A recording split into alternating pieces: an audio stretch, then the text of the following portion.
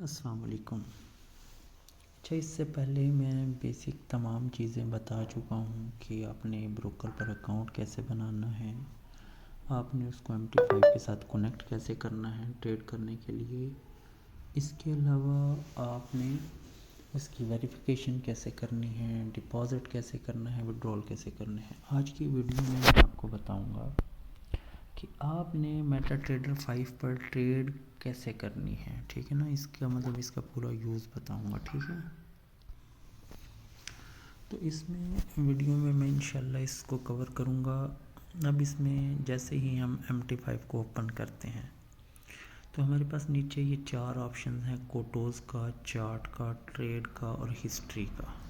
ठीक है, इन 4 को इस्तेमाल करना है, इस 5वें को आपने इस्तेमाल नहीं करना। ठीक है, उसके अलावा आपने ऊपर देखें ये 3 लाइनें हैं कॉर्नर पर, इनका इस्तेमाल करना है।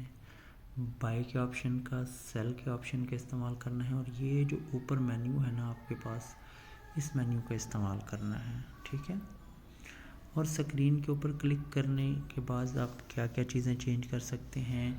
ये वाला मेन्यू अगर स्क्रीन के ऊपर क्लिक करें तो ये मेन्यू क्या नज़र आएगा। ठीक है, ये सारी चीज़ें मैं स्टेप बाय स्टेप इस वीडियो में कंप्लीट करूँगा। ठीक है, यानी आपको बिल्कुल भी ट्रेड नहीं आती तो MT5 को इस्तेमाल कैसे करना है ये मैं आपको बताऊँगा। ठीक है, वीडियो थोड़ी लंबी हो सकती है लेकिन सारी चीज़ें समझना बहुत ज़रूरी है।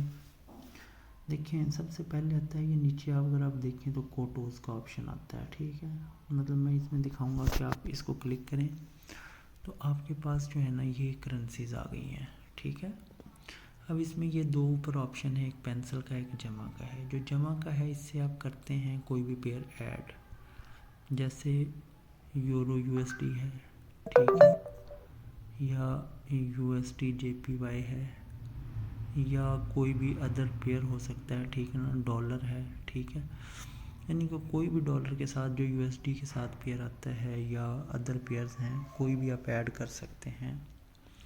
कैसे, आप प्लस के निशान को क्लिक करेंगे तो आपके पास ये सर्च आ जाएगा। जैसे अगर मैंने कोई पेयर ऐड करना है तो मुझे उसका पता होगा उसे लिखते कैसे हैं। अब ये आ गया यूरो USD, सिंपल ये प्लस को दबाने से ही क्या होगा, ऐड हो जाएगा। ठीक है, जैसे प्लस दबाया ये देखें बैक जाके आपके पास ये ऐड हो चुका है।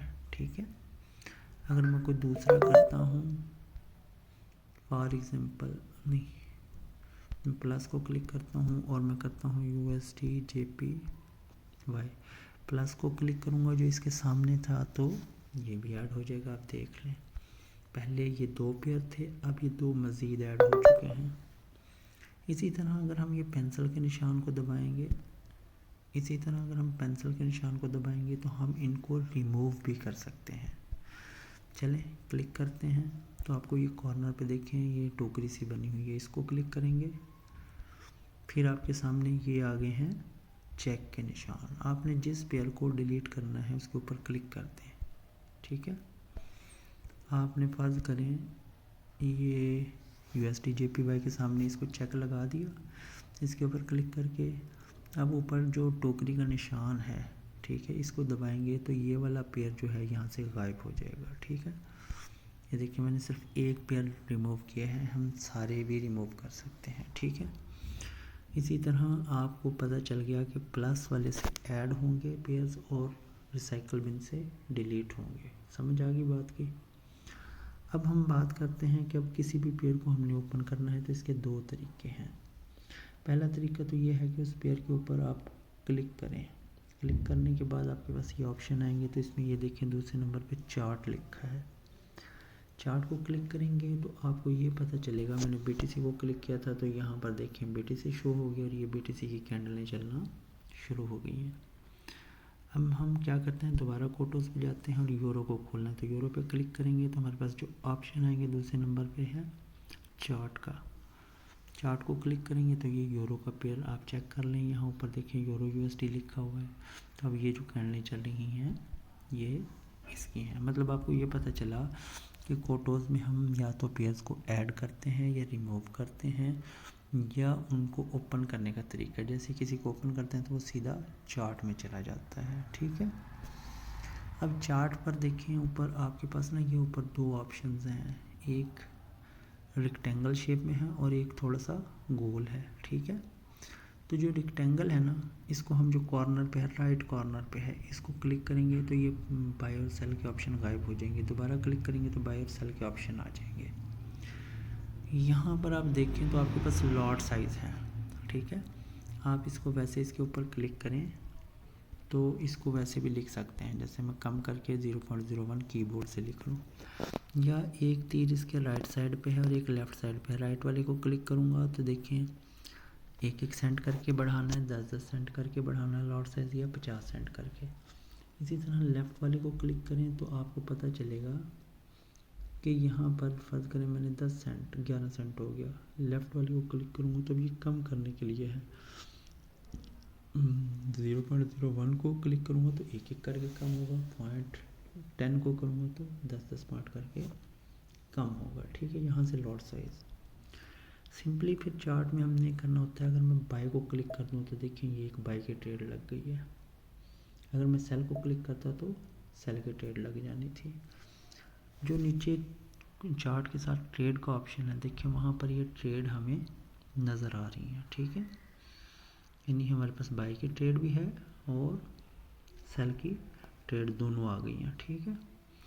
मैंने सिर्फ आपको बताया कि किस ऑप्शन का क्या इस्तेमाल है, ठीक है। यानी बाय को क्लिक करने से बाय की ट्रेड लग जाएगी और सेल को क्लिक करने से सेल की ट्रेड। अब ये जो ट्रेड लग जाती है इस तीसरे ऑप्शन में जो ट्रेड का था, तो अब जो प्रॉफिट में चली जाएगी तो उसको हम कर लेंगे क्लोज़। मतलब एक टाइम पे तो एक ही लगानी है ना, पर आपको पता हो कि बाय की ट्रेड कहाँ से लगती है, सेल की ट्रेड कहाँ से लगती है, ठीक है।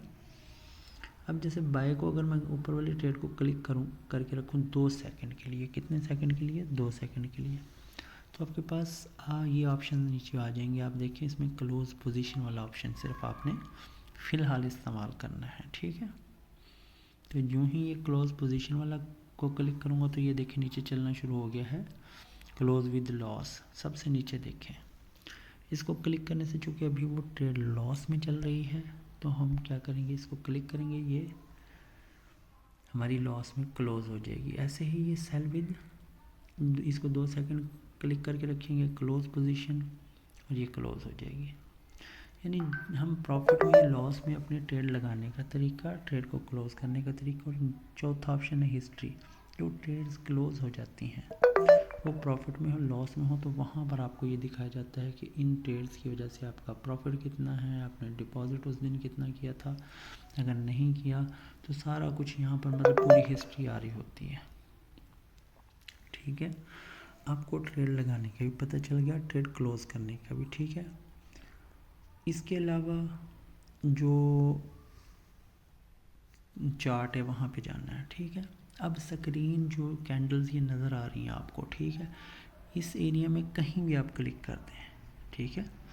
क्लिक करने से एक सर्कल खुलता है, आप देखें ये 1 मिनट, ये 5 मिनट, 15, 30 मिनट, 1 घंटा, 4 घंटा, 1 दिन, 1 हफ्ता, 1 महीना।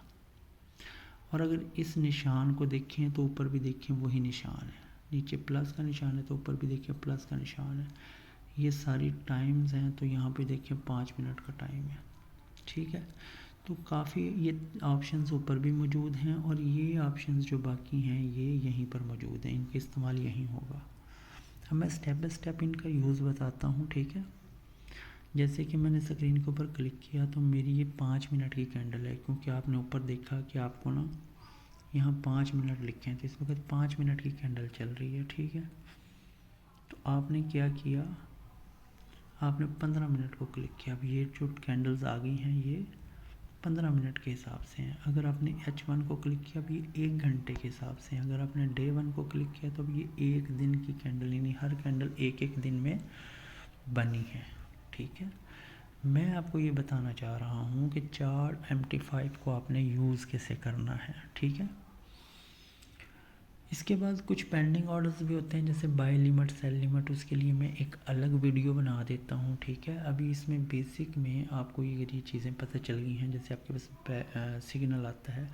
चले मैं इसमें एक ट्रेड लगा के उसका SLTP भी लगाना सिखा देता हूँ, ठीक है। ये 5 मिनट की कैंडल है, फॉर एग्जांपल मैंने यहाँ पर की बाय की ट्रेड, ठीक है, ऊपर से मैंने कर लिया बाय को क्लिक। अब ये जो ट्रेड है इसका टीपी और एसएल भी लगाना है ना, तो मैं ये जो ट्रेड लगी हुई है यहाँ देखें, ये जो लाइन सी लगी हुई है डॉटेड लाइन ट्रेड की, इसको करूँगा क्लिक इसके ऊपर, तो आपको नीचे ना ये एसएल भी लिखा आ जाएगा, टीपी भी लिखा आ जाएगा, क्लोज भी। अब क्लोज को तो हम इस्तेमाल नहीं करेंगे, हम एसएल लगाने के लिए, स्टॉप लॉस और टीपी लगाने के लिए इसको इस्तेमाल करेंगे। अगर मैं एसएल के ऊपर क्लिक करता हूँ, चूँकि ये मेरी बाई की ट्रेड है, तो बाई की ट्रेड में एसएल होता है नीचे की तरफ, जहाँ मुझे लगता है कि यहाँ होना चाहिए, टीपी होता है ऊपर की तरफ जहाँ मुझे लगता है, मतलब यानी कि ये लेवल है, ये लेवल है, जो मुझे लगता है वहाँ पर ला के उस लाइन को, ग्रीन लाइन को छोड़ दूँगा, तो वो टीपी की लाइन है। यानी मैंने एसएल को दबाया और यहाँ ला के छोड़ा, टीपी को दबाया, यहाँ ला के छोड़ा, बाद में ये तीर दबाना ना भूलिएगा, वरना टीपी एसएल सेट नहीं होंगे। ये तीर दबाया तो नीचे आप देखें, सबसे नीचे मॉडिफाई लिखा हुआ है, इसको क्लिक करेंगे तो अब ये दोनों लाइनें देखें आपको नज़र आ रही होंगी, टीपी और एसएल लग चुके हैं। अगर एसएल को मार्केट हिट करेगी तो ऑटोमेटिकली लॉस में क्लोज हो जाएगी, अगर टीपी को हिट करेगी तो ऑटोमेटिकली प्रॉफिट में क्लोज हो जाएगी। यानी अगर आप मसरूफ़ हैं, आपका नेट चला जाता है या आपको कोई और प्रॉब्लम है, तो टीपी और एसएल लगा लें, ठीक है। तो इसमें भी आपकी बचत है, बजाय इसके कि आप ओपन ट्रेड करके बड़ा लॉस लें।